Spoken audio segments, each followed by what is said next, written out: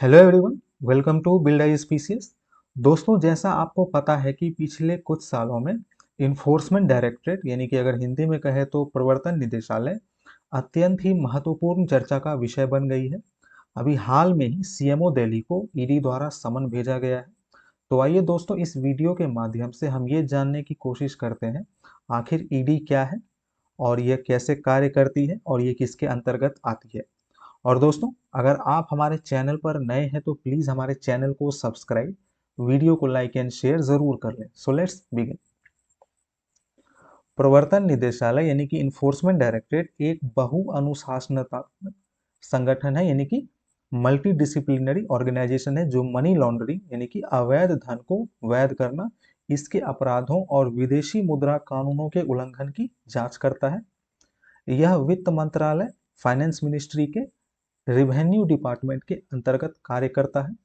भारत सरकार की एक प्रमुख वित्तीय जांच एजेंसी के रूप में इन्फोर्समेंट डायरेक्टरेट भारत के संविधान और कानूनों के सख्त अनुपालन में कार्य करता है। प्रवर्तन निदेशालय की स्थापना 1956 में की गई थी। भारत सरकार के वित्त मंत्रालय के राजस्व विभाग के अधीन एक विशेष वित्तीय जांच एजेंसी है ईडी, जिसका मुख्यालय यानी कि हेडक्वार्टर जो है नई दिल्ली में स्थित है। इन्फोर्समेंट डायरेक्टरेट के प्रमुख कार्यों में फेमा यानी कि फॉरेन एक्सचेंज मैनेजमेंट एक्ट 1999 के उल्लंघन से संबंधित मामलों, हवाला लेन देनों और फॉरेन एक्सचेंज रैकेटियरिंग के मामलों की जांच करना शामिल है।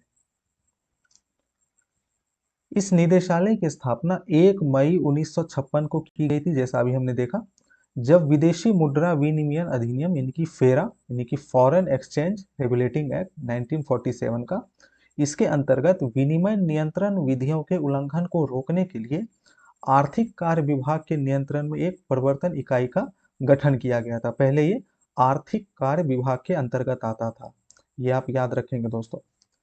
नई दिल्ली में अवस्थित मुख्यालय वाले इस इकाई का नेतृत्व प्रवर्तन निदेशक के रूप में विधिक सेवा के एक अधिकारी द्वारा किया गया था। विधिक सेवा के एक अधिकारी द्वारा, जिन्हें भारतीय रिजर्व बैंक से प्रतिनियुक्ति पर लिए गए एक अधिकारी और विशेष पुलिस स्थापना के 3 निरीक्षकों द्वारा सहायता प्रदान की गई थी, और इसकी 2 शाखाएं बॉम्बे और कोलकाता में थी।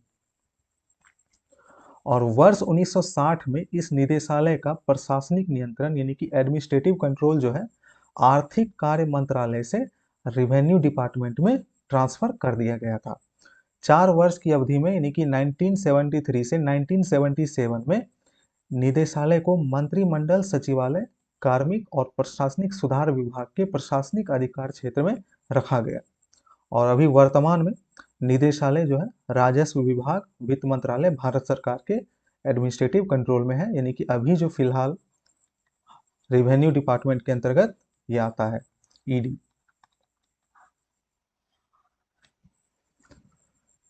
आर्थिक उदारीकरण की प्रक्रिया के चलते फेरा यानी कि फॉरेन एक्सचेंज रेगुलेटिंग एक्ट 1973, जो कि एक नियामक कानून था, नियामक कानून यानी कि दोस्तों रेगुलेटरी लॉ था, उसे निरस्त कर दिया गया। और इसके स्थान पर 1 जून 2000 से एक नई विधि विदेशी मुद्रा अधिनियम 1999 यानी कि फॉरेन एक्सचेंज मैनेजमेंट एक्ट लागू की गई।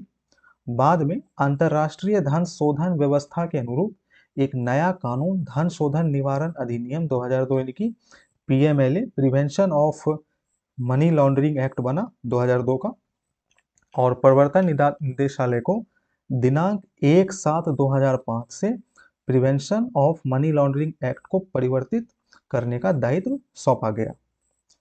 हाल ही में विदेशों में शरण लेने वाले आर्थिक अपराधियों से संबंधित मामलों की संख्या में वृद्धि के कारण सरकार ने भगोड़ा आर्थिक अपराधी अधिनियम 2018 यानी कि फ्यूजिटिव इकोनॉमिक ऑफेंडर्स एक्ट 2018 पारित किया है, और प्रवर्तन निदेशालय को 21 अप्रैल 2018 से इसे लागू करने का दायित्व सौंपा है। अब इसके संरचना की बात कर लेते हैं। इन्फोर्समेंट डायरेक्टरेट निदेशक की नियुक्ति केंद्रीय सतर्कता आयुक्त यानी कि सेंट्रल विजिलेंस कमिश्नर की अध्यक्षता की वाली समिति की सिफारिश पर केंद्र सरकार द्वारा की जाती है। किसकी अध्यक्षता में दोस्तों? सेंट्रल विजिलेंस कमिश्नर की अध्यक्षता में। इसमें भारतीय राजस्व सेवा, भारतीय पुलिस सेवा और भारतीय प्रशासनिक सेवा के अधिकारियों के साथ साथ इसके अपने कैडर के पदोन्नत अधिकारी भी शामिल हैं। लोगों को सीधे नौकरी पर रखने के अलावा निदेशालय विभिन्न जांच एजेंसियों जैसे सीमा शुल्क और केंद्रीय उत्पाद शुल्क, आयकर, पुलिस आदि से अधिकारियों को प्रतिनियुक्ति पर भी लेता है। निदेशालय जो है विभिन्न जांच एजेंसियों से इन ऑफिसर को पर नियुक्त कर सकता है। अब इसके कार्यकाल की अगर हम बात करें तो 2 वर्ष होते हैं, लेकिन 3 वर्ष का विस्तार देकर निदेशकों के कार्यकाल को 2 से 5 वर्ष तक बढ़ाया जा सकता है। ये भी आप ध्यान रखेंगे दोस्तों, ये बहुत ही ज्यादा इंपॉर्टेंट है। दिल्ली विशेष पुलिस स्थापना अधिनियम यानी कि Delhi special police establishment DSP act 1946 और केंद्रीय सतर्कता आयोग अधिनियम 2003 में संशोधन किया गया ताकि सरकार को 2 प्रमुखों के उनके शुरुआती 2 वर्ष के शासनादेश के बाद एक अतिरिक्त वर्ष के लिए अपने पदों पर बनाए रखने का अधिकार प्रदान किया जा सके। अब दोस्तों चलिए एक एक अधिनियम और उसके वैधानिक कार्य को डिटेल में डिस्कस करते हैं। सबसे पहले देखते हैं prevention of money laundering act 2002 यानी कि धन शोधन निवारण अधिनियम 2002 को डिटेल में डिस्कस करते हैं। यह एक आपराधिक कानून है जिसे धन शोधन को रोकने के लिए यानी कि मनी लॉन्ड्रिंग को रोकने के लिए और धन शोधन से प्राप्त या इसमें शामिल संपत्ति की जब्ती का प्रावधान करने के लिए तथा उससे जुड़े या किसी अनुषंगिक मामले यानी कि इंसिडेंटल अफेयर्स जो है इसके अधिनियमित किया गया है। इन्फोर्समेंट डायरेक्टरेट को अपराध की आय से प्राप्त संपत्ति का पता लगाने हेतु अन्वेषण करने, संपत्ति को अस्थायी रूप से संलग्न करने और अपराधियों के खिलाफ मुकदमा चलाने और विशेष अदालत द्वारा संपत्ति की जब्ती सुनिश्चित करवाते हेतु prevention of money laundering act के प्रावधानों के प्रवर्तन की जिम्मेदारी दी गई है। चलिए विदेशी मुद्रा प्रबंधन अधिनियम यानी कि फॉरेन एक्सचेंज मैनेजमेंट एक्ट 1999 को डिटेल में डिस्कस करते हैं। यह एक नागरिक कानून है जो विदेशी व्यापार और भुगतान की सुविधा से संबंधित कानूनों को समेकित और संशोधित करने और भारत में विदेशी मुद्रा बाजार के व्यवस्थित विकास और रखरखाव को बढ़ावा देने के लिए अधिनियमित किया गया है।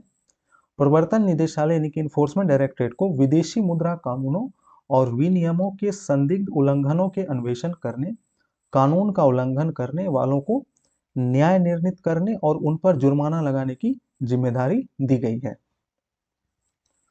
अब चलिए भगोड़ा आर्थिक अपराधी अधिनियम यानी कि फ्यूजिटिव इकोनॉमिक ऑफेंडर्स एक्ट 2018 को डिटेल में डिस्कस करते हैं। यह कानून आर्थिक अपराधियों को भारतीय न्यायालयों के अधिकार क्षेत्र से बाहर भागकर भारतीय कानून की प्रक्रिया से बचने से रोकने के लिए बनाया गया था। यह एक ऐसा कानून है जिसके तहत निदेशालय को ऐसे भगोड़े आर्थिक अपराधी जो गिरफ्तारी से बचते हुए भारत से बाहर भाग गए हैं, उनकी संपत्तियों को कुर्क करने, जब्त करने के लिए उनकी संपत्तियों को केंद्र सरकार से संलग्न करने का प्रावधान करवाने हेतु अधिदेशित किया गया है। अब चलिए दोस्तों फॉरेन एक्सचेंज रेगुलेटिंग एक्ट 1973 यानी कि विदेशी मुद्रा विनियम अधिनियम 1973 को डिटेल में डिस्कस करते हैं। निरस्त फेरा के तहत मुख्य कार्य उक्त अधिनियम के कथित उल्लंघनों के लिए उक्त अधिनियम के तहत 31/5/2002 तक जारी कारण बताओ नोटिस का न्याय निर्णय करना है और इसके आधार पर संबंधित अदालतों में जुर्माना लगाया जा सकता है और इसके तहत शुरू किए गए मुकदमों को आगे बढ़ाया जा सकता है। इसमें 3 चीज होता है दोस्तों, कारण बताओ नोटिस जारी करना और जुर्माना, और फेरा के तहत शुरू किए गए मुकदमों को आगे बढ़ाया जा सकता है। अब चलिए दोस्तों conservation of foreign exchange and prevention of smuggling activities act के तहत प्रायोजक एजेंसी के बारे में जानते हैं। विदेशी मुद्रा संरक्षण और तस्करी गतिविधियों की रोकथाम अधिनियम 1974 के तहत निदेशालय को फेमा यानी कि फॉरेन एक्सचेंज मैनेजमेंट एक्ट के उल्लंघनों के संबंध में निवारक निरोध के मामलों को प्रायोजित करने का अधिकार है। अब चलिए विशेष न्यायालय के बारे में जान लेते हैं। पीएमएलए यानी कि prevention of money laundering act की धारा 4 के तहत दंडनीय अपराध की सुनवाई के लिए केंद्र सरकार एक या अधिक सत्र न्यायालय को विशेष न्यायालय के रूप में नामित करती है और अदालत को prevention of money laundering act court भी कहा जाता है। पीएमएलए अदालत द्वारा पारित किसी भी आदेश के खिलाफ कोई भी अपील सीधे उस क्षेत्राधिकार के लिए उच्च न्यायालय में दायर की जा सकती है। इस प्रकार दोस्तों प्रवर्तन निदेशालय जो है कि इन्फोर्समेंट डायरेक्टरेट की स्थापना के मुख्य उद्देश्य शामिल है कि देश में मनी लॉन्ड्रिंग करने वालों के खिलाफ कानूनी कार्रवाई करना, यानी कि देश में जो है मनी लॉन्ड्रिंग करने वालों के खिलाफ कानूनी कार्रवाई करना, जिसमें उनकी संपत्ति को जब्त करना है। ईडी देश में भ्रष्टाचार के खिलाफ कार्यवाही करता है, भ्रष्टाचार के खिलाफ। अब चलिए दोस्तों इससे संबंधित प्रश्न को देखते हैं। निम्नलिखित कथनों पर विचार करें। पहला कथन, प्रवर्तन निदेशालय का मुख्यालय मुंबई में है। दूसरा कथन, प्रवर्तन निदेशालय एक बहुअनुशासनात्मक संगठन है जिसे दो विशेष वित्तीय कानूनों, विदेशी मुद्रा प्रबंधन अधिनियम 1999 यानी कि फेमा और धन शोधन निवारण अधिनियम 2002 यानी कि पीएमएलए के प्रावधानों को लागू करने का कार्य सौंपा गया है। तीसरा कथन, प्रवर्तन निदेशालय का संचालन गृह मंत्रालय के तहत आंतरिक सुरक्षा विभाग द्वारा किया जाता है। चौथा कथन, प्रवर्तन निदेशालय भारत सरकार की एक कानून प्रवर्तन एजेंसी है जो आर्थिक कानूनों को लागू करने और आर्थिक अपराध से लड़ने के लिए जिम्मेदार है। निम्नलिखित में से कौन सा कथन सत्य है? पहला, केवल 1 और 2 गलत है। दूसरा, सभी 4 कथन गलत हैं। तीसरा, कोई भी कथन गलत नहीं है। चौथा, केवल 2 और 4 सत्य हैं। दोस्तों इसका जवाब आप कमेंट सेक्शन में दे सकते हैं।